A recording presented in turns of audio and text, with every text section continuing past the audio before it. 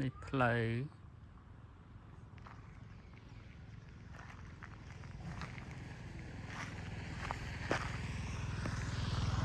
នេះវា30 ម៉ែត្រពីនឹងមក30 ម៉ែត្របណ្ដោយទៅក្រោយ100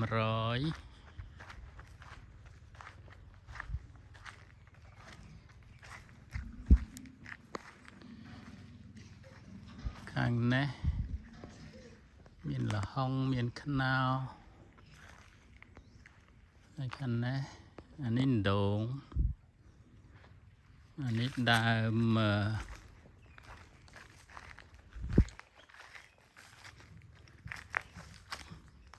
កទឹម កទួត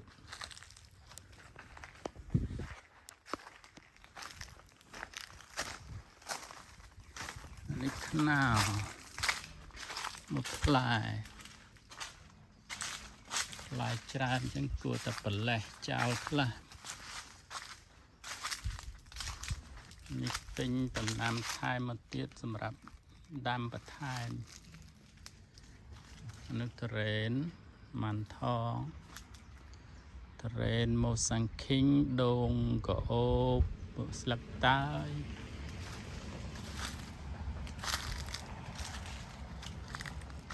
លហុងបែហាពីធំ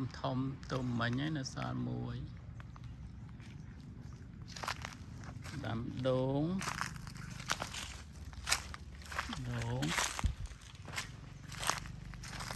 ស្អំ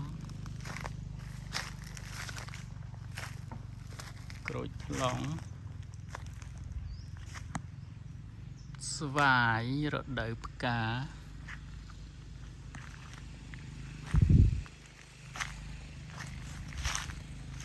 នោះលហុង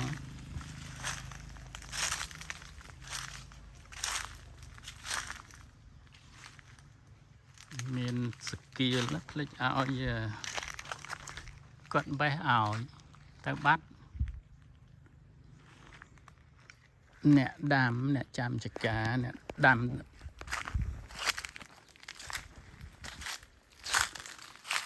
នេះដើមអីទេភ្លេចបាត់ហើយអត់ចាំរ៉េន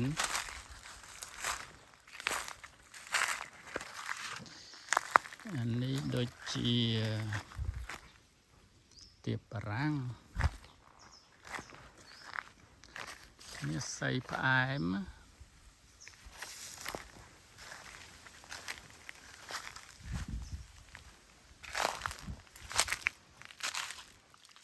រ៉េនទៀត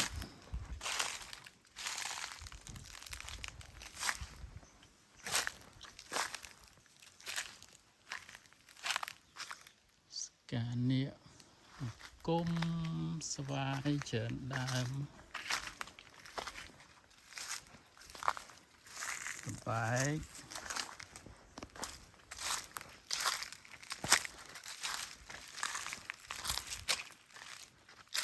ក្រូចថ្លុងក្រូចនេះទៅដោះគោតៃវ៉ាន់មកចេញក្តាប់ផ្កាអាទូចនេះបើអានេះដើមរំដួលពីគុំ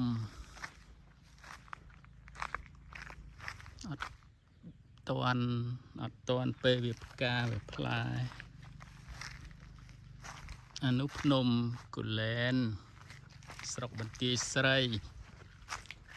ខេត្តសៀមរាប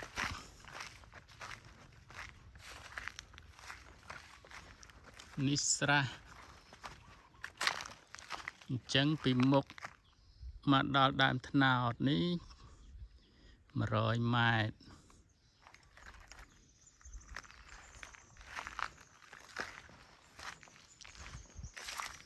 100 គុណនឹង30ទយោនេះអាខ្មៅនេះបូមទឹកពីដងមកដាក់ស្រះអាសនេះបូមពីស្រះយកទៅស្រោចដំណាំ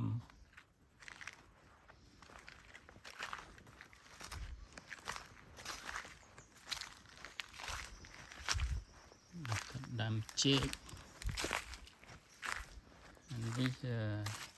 អំពិលផ្អែមនឹងចេកអីខ្លះសាវម៉ាវ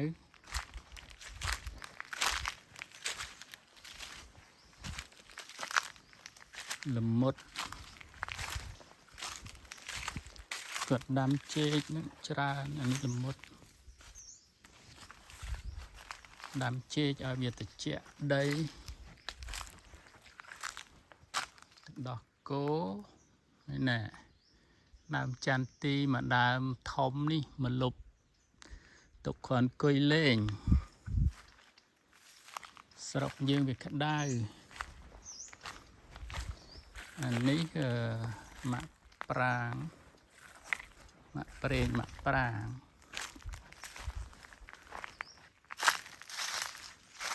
ណាស្វាយអានេះដើមគុយដើមវល្លិវាត្រូវវាលើដើមគេអញ្ចឹងឲ្យវាវាឡើងលើដើមស្វាយហ្នឹងថ្លៃដែរមួយគុំហ្នឹង40000 $10នេះនឹងដើមនេះផ្លេចបាត់ហើយអានេះសាវម៉ាវដែរអានេះមានយីហុតតំទិញយកមកដាំអានេះម្ដេញ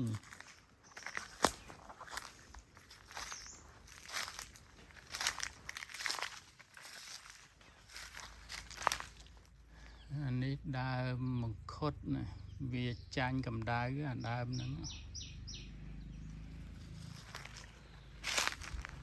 នេះម៉ាក់ប្រាងដាក់ទៀតតំទិញហ្នឹងអាហ្នឹងវាពូជថៃអាផ្លែប៉ិនពងមាន់ស្ដាយធំណក់លហុងមើលឃើញសគៀលបាត់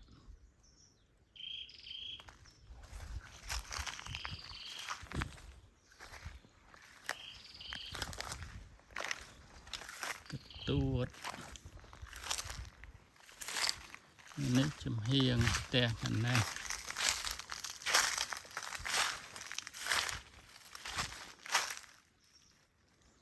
ហើយខាងនេះអ្នកចិត្តខាងដើមចន្ទទីតឈឹងតឆៃមកលុបជា